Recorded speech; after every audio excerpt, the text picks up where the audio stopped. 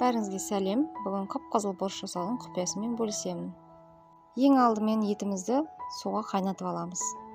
Етіміз қайнап жұмсарған соң капустамызды видеода көрсетілгендей турап, қайнап жатқан сорпамызға саламыз. Бір ас қасық лотос және 2-3 лавр жапырағын саламыз.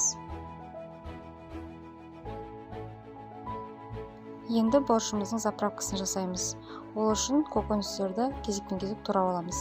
Ең алдымен перецті 2-ге бөліп, жартысын сорпаға, жартысын заправкаға саламыз. Қалған жарты перецті салым қылып тураймыз.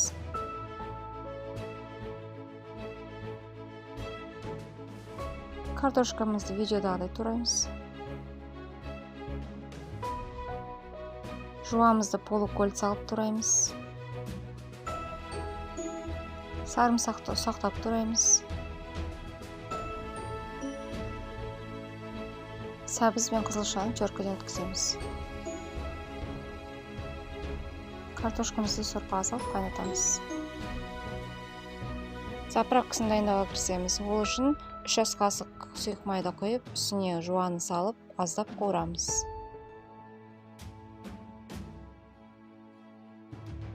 Жуамыздың түсі сарғылттау түске енгеннен кейін сәбізімізді салып қуырамыз.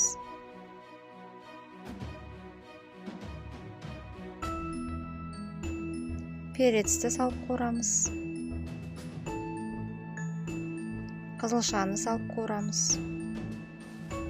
Газдың астын орташа жылдамдыққа қоямыз. Сарымсақты саламыз.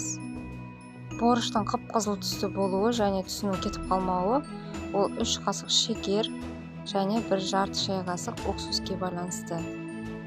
Және де қызылшаның жеткілікті мөлшерде болуы. Оған 2 үлкен қызылша жарайды.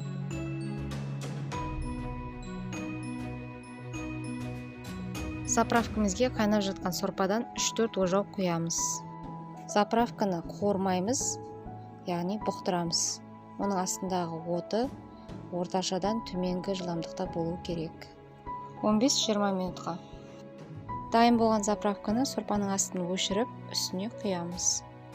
Ас болсын.